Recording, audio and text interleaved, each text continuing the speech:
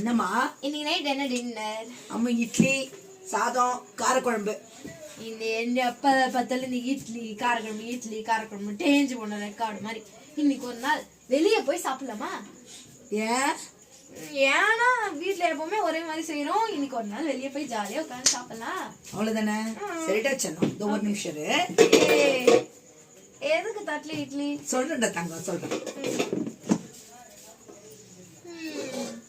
ஒரே நிமிஷம். ஒத்துக்கவே மாட்டாங்க.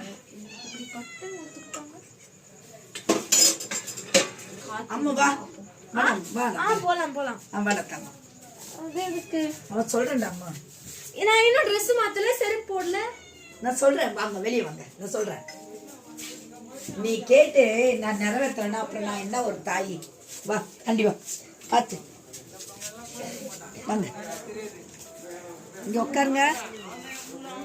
உட்காருங்க தங்கம். இந்தாடா